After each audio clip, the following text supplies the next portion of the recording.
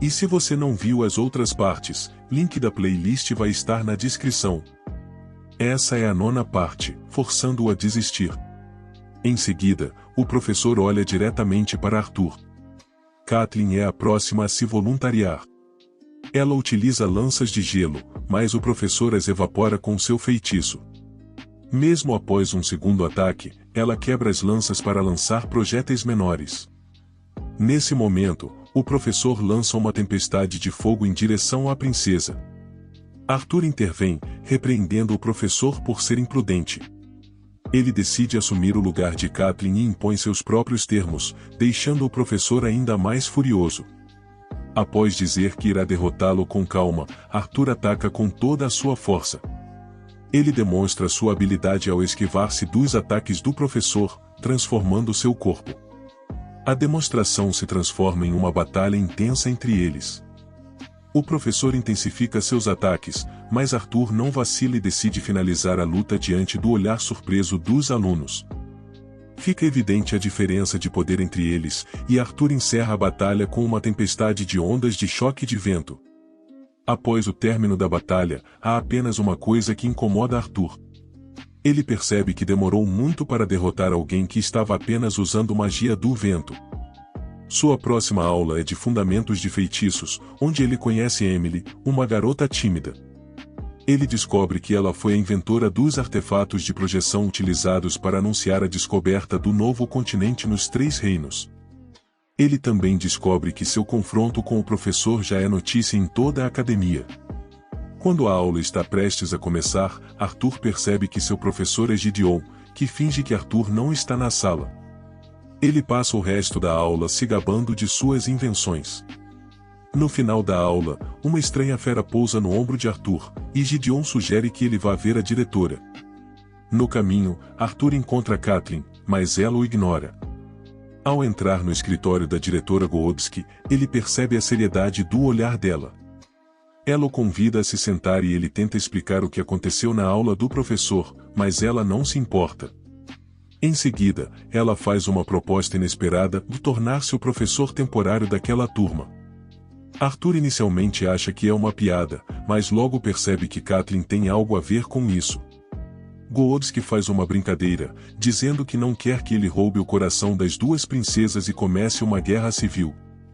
No entanto, ela revela a verdadeira identidade de Sylvie, que é a de um dragão, e o aconselha a não se tornar seu inimigo.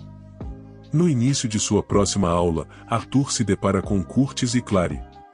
Tessia também está presente, mas ela o ignora ao ver Clary apoiando o ombro em Arthur. Enquanto Arthur está lidando com essa situação, ele encontra Lucas, alguém que o deixa furioso com sua simples presença. Nesse momento, uma fera de mana desce do céu ao lado de Lucas, revelando-se como o professor da turma. Arthur tenta escanear o nível do professor, e este percebe e faz o mesmo, notando que Arthur está escondendo seu nível e 2 elementos. Disciplinar e 2 membros do comitê educacional se enfrentarão, mas falta uma pessoa para eles, então Lucas se oferece para lutar. Enquanto se preparam, ele tem uma pequena conversa com Tessia, que também observa que ele está escondendo seus elementos mais fortes. Arthur aconselha a guardar segredo, e ele diz que quer muito ver o quanto ela melhorou. O combate terá um limite de 30 minutos, e um último aviso, o equipamento que possuem não os protegerá totalmente. Eles começam. Todos eles se separam rapidamente e Arthur fica apenas com Lucas. Liberando seu incrível poder por um momento, ele coloca seus inimigos em alerta e começa seu ataque. Depois de distraí-lo por um momento, Lucas é capaz de criar uma grande cúpula de fogo, e ele joga uma rajada de bolas de fogo nele. Com o corpo reforçado com mana, Arthur desvia dos ataques, mas sem os elementos de fogo e água, é difícil para ele manter o ritmo. E em um local com pouco oxigênio, fica ainda mais difícil para ele manipular o vento. Ele chega a uma conclusão. Ele manipula o vento em uma zona próxima ao seu corpo para apagar o fogo antes que o toque. Embora não seja totalmente perfeito e gaste muita mana, ele está fazendo isso e segue em direção a Lucas. Quando sente que está chegando ao seu limite, invoca seu guardião do fogo. Arthur estava prestes a acabar com ele, mas em sua cabeça Sylvie o avisa que Tessia está em perigo.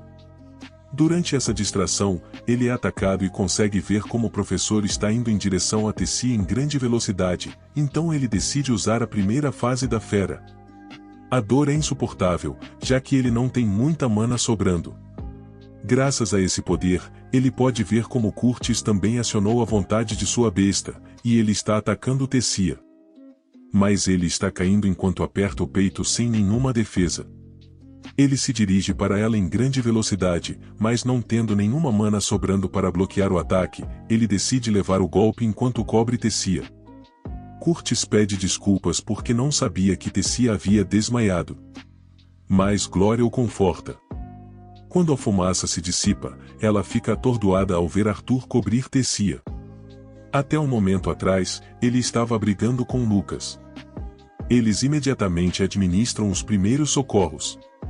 Arthur acorda em um quarto e a primeira coisa que vê é Sylvie, que o repreende por pensar que ele é o mais forte, mas ele estava prestes a morrer. De repente, a diretora Cynthia entra. Ela diz a ele que Tessia está bem por enquanto. Arthur a interrompe e diz: Endo que é a fera de mana, que o corpo dela não aguenta. Ela não sabia que Arthur havia dado a ela, mas ele diz que é um erro dele não ter contado isso aos professores, já que o momento de assimilação da besta é o mais delicado para um mago. Por fim, ela agradece por proteger seu aluno e vai embora. Mais tarde, depois de abrir os olhos novamente, ele vê sua família. Eles estão todos mais preocupados com o que aconteceu com quem fez isso com ele, e de repente Tessia e sua família também entram. Todos eles se divertem, passando pelas insinuações da mãe de Arthur sobre Tessia se tornar sua esposa, para as piadas do velho viriam sobre como ele obteve o núcleo de uma besta classe S. Mas toda a visita é breve, pois ainda há muitos outros que querem vê-lo. Alguns vieram porque queriam respostas sobre o que aconteceu.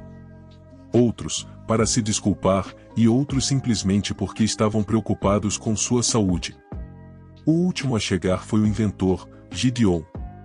Ele diz que preparou um presente para ele em seu campo de treinamento pessoal apenas para que Arthur deva um favor a ele. Mas, inesperadamente, Tessia entra novamente, sorrindo porque Arthur quase morreu. Mas ela está mais preocupada com ela do que com ele. Por fim, ela pede desculpas não pelo que aconteceu, mas pelo que vai acontecer. Tessia sai da sala o mais rápido que pode, mas ainda não consegue acreditar que beijou Arthur. E embora ela esteja ansiosa, ela também é bastante negativa, dizendo que é a perda dele. Se ele não gostou. Por outro lado, Arthur está atordoado. Ele não acredita que beijou uma garota de 13 anos e pensa que é um criminoso. Mas então ele lembra que nesta nova vida, ele tem 12 anos. Depois de alguns dias, Arthur deixa o hospital. Usando uma bengala para se ajudar a andar, ele sai para ver sua sala de treinamento pessoal junto com a diretora Cynthia Gideon, que está impaciente para mostrar a ele seu novo ferro. Criação humanoide, com o poder de um mago de núcleo amarelo, embora Arthur a destrua com um único golpe. Abaixo da cidade de Shirus, em uma masmorra anteriormente inexplorada, Bairion despacha um grande número de bestas que, por alguma estranha razão, têm o dobro do tamanho normal. Em suas mãos, ele segura um estandarte com alguns emblemas desconhecidos neste continente. 3 dias se passaram depois desse incidente. Durante esse tempo, Arthur estava treinando para exercitar seu corpo. Mas chegou a hora de ele dar sua primeira aula. Ele não está totalmente pronto, então enquanto ele se dirige para a aula, Catelyn o ajuda. Quando ele chega, todos ficam surpresos ao vê-lo chegar com a princesa tão perto dele, mas há muitos que não aceitam que Arthur seja professor. Então um aluno o desafia, pensando que quem o derrotar poderá se tornar um professor. O resto dos alunos o apoiam. Mas foi o suficiente para liberar um pouco de seu poder para calar a boca de todos. Iniciando sua aula, ele lança algumas questões básicas sobre a forma como conjurar e aumentar. Magos usam mana. Depois de obter algumas respostas certas, ele chama 3 feitiços de conjuração e 3 de aumento. Magos, e ele os faz lançar um feitiço. Ele então ordena que os magos de aumento disparem o feitiço e os conjuradores para absorver. Isso, algo que não faz sentido para ninguém, pois é de